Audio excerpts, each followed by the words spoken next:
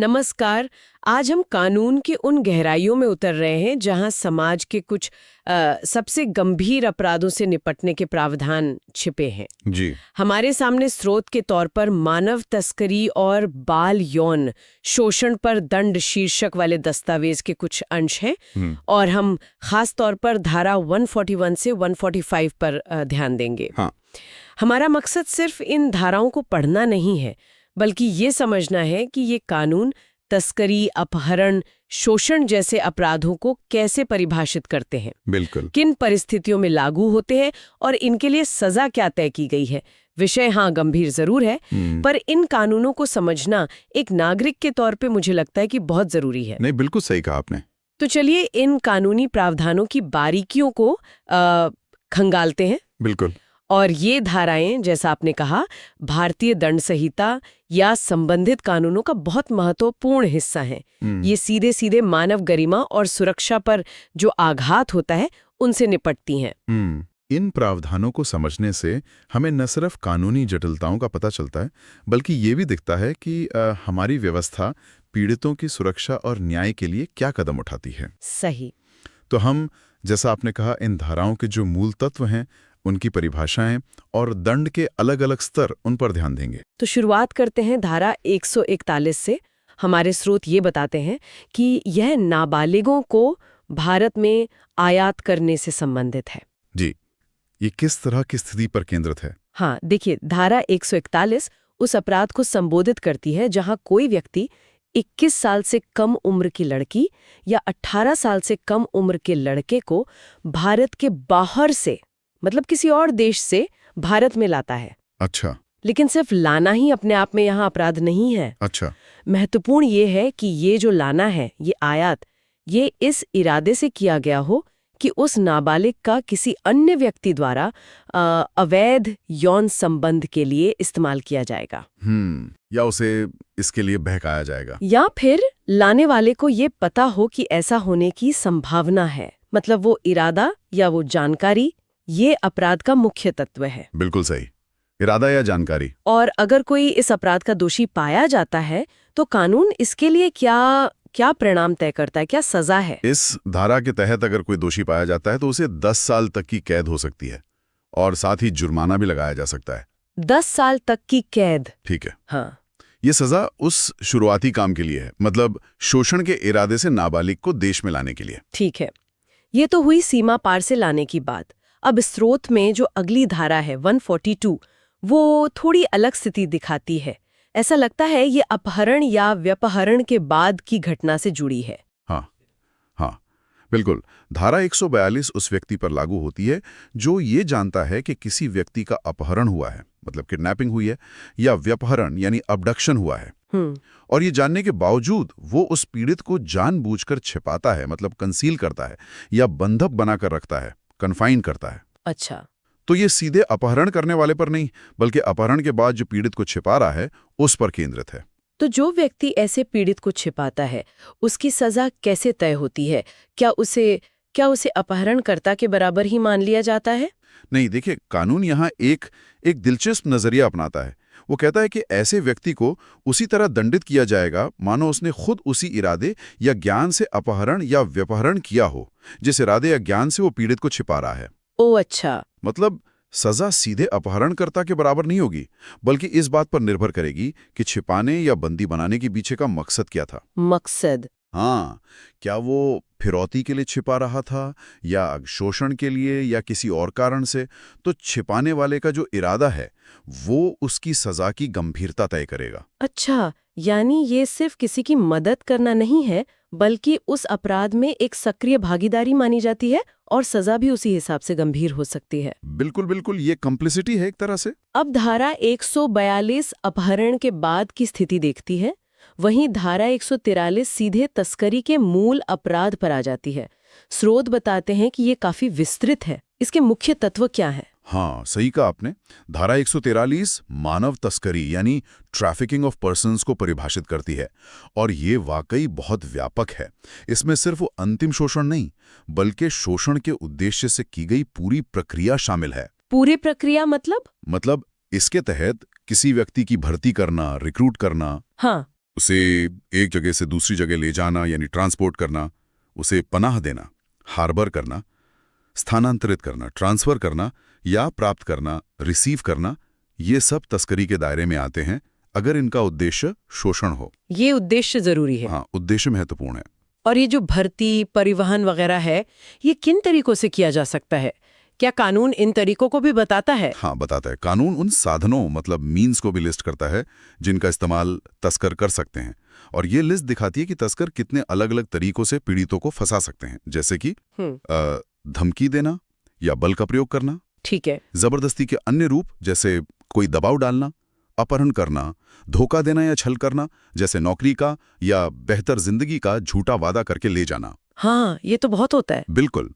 फिर शक्ति का दुरुपयोग करना, यानी किसी की कमजोर स्थिति वल्नरेबिलिटी का फायदा उठाना। अच्छा। या फिर प्रलोभन देना, इसमें पैसे या कोई और लाभ देना या लेना शामिल है, ताकि उस व्यक्ति पर जिसका नियंत्रण है, जैसे माता पिता या कोई गार्डियन, उसकी सहमति ली जा सके। ओहो, मतलब सहमति खरीदने की कोशिश भी इसमें शामिल है। हाँ, वो भी तस्करी का एक तरीका माना गया है। ये सूची तो बहुत ही व्यापक है। इसमें तो शारीरिक, मनोवैज्ञानिक, आर्थिक, हर तरह के दबाव शामिल दिख रहे हैं। आपने शोषण के उद्देश्य का जिक्र किया। कानून शोषण मतलब एक्सप्लॉयटेशन को कैसे परिभाषित करता है?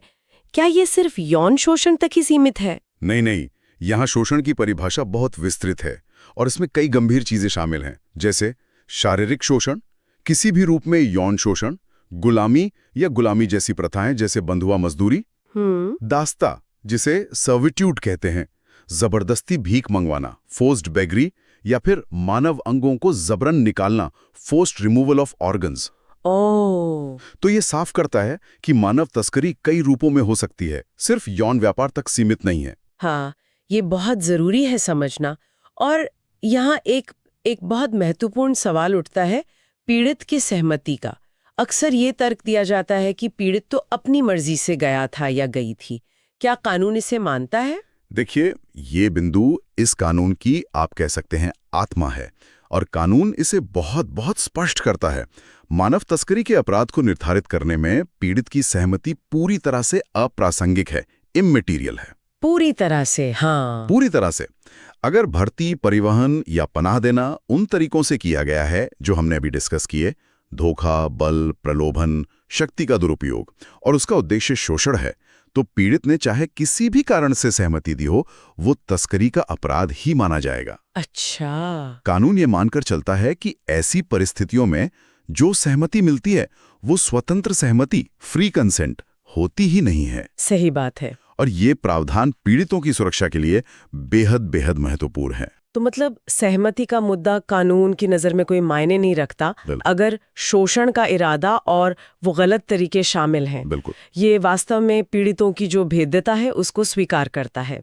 अब इस गंभीर अपराध के लिए यानी मानव तस्करी के लिए दंड विधान क्या कहता है? सजा क्या है? सामान्य तौर पर अगर एक व्यक्ति की तस्करी का मामला है तो कम से कम 7 साल के कठोर कारावास की सजा है। कम से कम 7 साल? हाँ, कम से कम 7 साल, जिसे 10 साल तक बढ़ाया जा सकता है, और साथ में जुर्माना भी लगेगा। और ये कठोर कारावास मतलब? कठोर कारावास का मतलब है कि सजा के दौरान जेल में शारीरिक श्रम भी करना होगा, सिंपल इम्प्रिजमेंट नहीं। ठीक है। क्या कानून कुछ स्थितियों में इसे और भी गंभीर मानता है, जैसे अगर एक से ज्यादा लोग पीड़ित हों या शायद बच्चे शामिल हों? हाँ, बिल्कुल। कानून अपराध की गंभीरता के अनुसार दंड को बढ़ाता भी है। इससे पता चलता है कि समाज पर पड़ने वाले असर के हिसाब से न्याय करने की कोशिश की गई है। जैसे? अगर एक से अधिक व्यक्ति की तस्करी की गई हो तो सजा और कड़ी हो जाती है। कम से कम 10 साल का कठोर कारावास, जिसे आजीवन कारावास तक बढ़ाया जा सकता है, और जुर्माना। आजीवन कारावास तक भी? हाँ। और अगर पीड़ित बच्चा है, मतलब कानून द्वारा परिभाषित आयु से कम, तो सजा कम से कम 10 साल का कठोर कारावास है, जिसे आजीवन कारावास तक बढ़ाया जा सकता है, और जुर्माना। ये बच्चों की सुरक्षा को खास प्राथमिकता देता है। सही है। और अगर एक से अधिक बच्चों की तस्करी का मामला हो तो सजा और भी सख्त है, कम से कम 14 साल का कठोर कारावास, जिसे आजीवन कारावास तक बढ़ाया जा सकता है, और जुर्माना। 14 साल कम से कम? जी। और एक स्थिति और भी गंभीर है, बार बार बच्चे की तस्करी। अगर कोई व्यक्ति पहले भी बच्चे की तस्करी का दोषी पाया जा चुका है और फिर से वही अपराध करता है, तो उसके लिए सीधी सजा है आजीवन कारावास। ओह, और कानून यहाँ ये भी स्पष्ट करता है कि इस आजीवन कारावास का मतलब उस व्यक्ति के बाकी बचे प्राकृतिक जीवन तक जेल में रहना होगा, मतलब till the reminder of that person's natural life, जी, और साथ में जुर्माना भी। पूरी उम्र के लिए। हाँ, ये आदतन अपराधियों के प्रति जीरो टॉलरेंस दिखाता है। और एक और बहुत महत्वपूर्ण स्थिति है जी, लोक सेवक या पुलिस अधिकारी की संलिप्तता। अगर कोई पब्लिक सर्वेंट, मतलब कोई सरकारी अधिकारी या कर्मचारी या कोई पुलिस अधिकारी जिसका काम असल में रक्षा करना है, वो खुद तस्करी में शामिल पाया जाता है, तो उसे भी शेष प्राकृतिक जीवन के लिए आजीवन कारावास और जुर्माना होगा।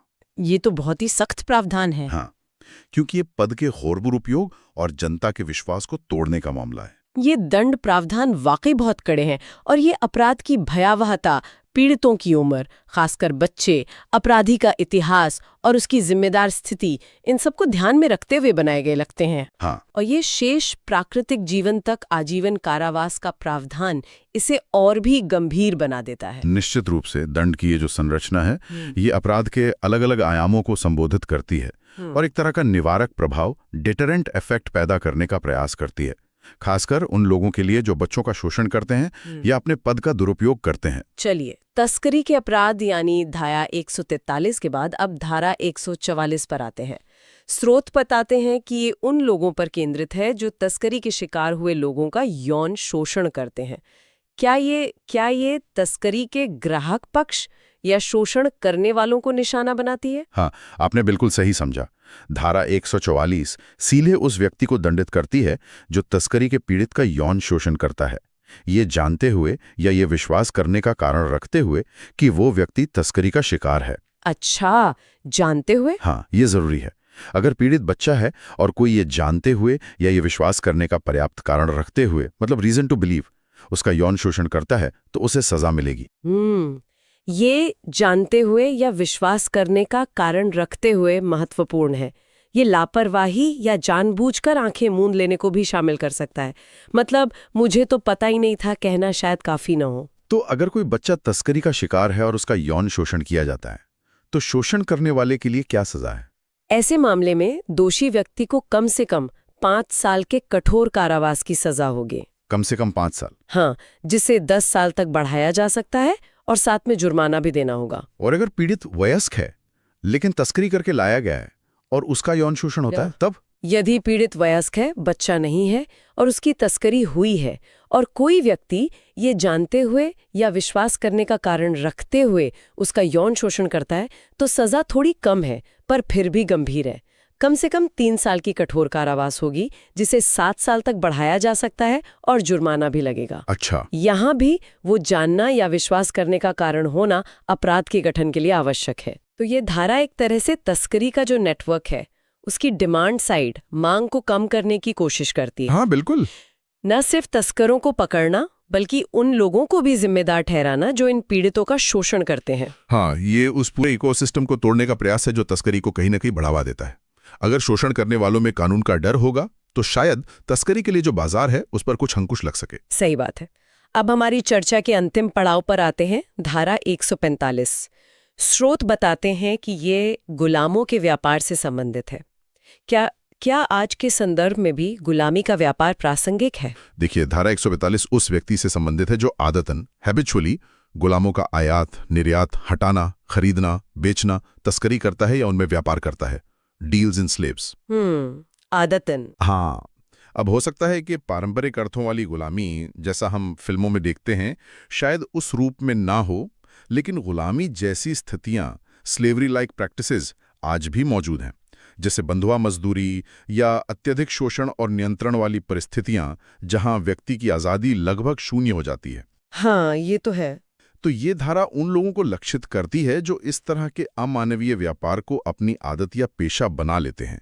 आदतन शब्द इसी ओर इशारा करता है। और इस अपराध के लिए, मतलब आदतन गुलामों का व्यापार करने के लिए, कानून क्या सजा मुकर्रर करता है? ऐसे व्यक्ति के लिए आजीवन कारावास या 10 साल तक की किसी भी अवधि के लिए कारावास, जो कठोर भी हो सकता है या साधारण भी, और जुर्माने का प्रावधान है। आजीवन कारावास का विकल्प यहाँ भी है? हाँ, आजीवन कारावास का विकल्प इसे बेहद गंभीर अपराध की श्रेणी में रखता है। और जैसा मैंने कहा, आदतन शब्द पर जोर ये बताता है कि ये कानून संगठित और लगातार चलने वाले ऐसे व्यापार पर नकेल कसना चाहता है। तो आज हमने इन कानूनी अंशों धारा 141 से 145 का एक काफी गहन विश्लेषण किया। जी, हमने देखा कि ये धाराएं कैसे नाबालिगों के अवैध आयात, अपहृतों को छिपाने, मानव तस्करी की वो व्यापक परिभाषा और उसके अलग-अलग पहलू, तस्करी, पीड़ितों के यौन शोषण और यहाँ तक कि गुलामी के व्यापार जैसे गंभीर अपराधों को संबोधित करती हैं। बिल्कुल। साथ ही ये भी स्पष्ट हुआ कि दंड की मात्रा कई कारकों पर निर्भर करती है। पीड़ितों की संख्या कितनी है, उनकी उम्र क्या है, अपराधी का पिछला रिकॉर्ड है या नहीं, और उसकी सामाजिक स्थिति क्या है, जैसे कि वो लोक सेवक है या नहीं। बिल्कुल। इस चर्चा से कुछ मुख्य बातें जो उभर कर सामने आती हैं। पहली, मानव तस्करी की परिभाषा कितनी विस्तृत है, जिसमें कई तरह के शोषण शामिल हैं।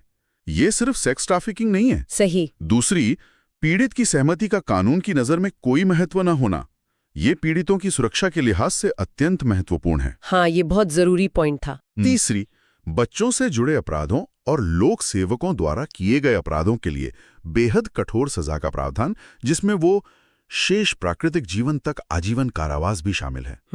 और चौथी, न केवल तस्करों बल्कि तस्करी पीड़ितों का यौन शोषण करने वालों के लिए भी सजा का निर्धारण, जो डिमांड साइड को एड्रेस करता है।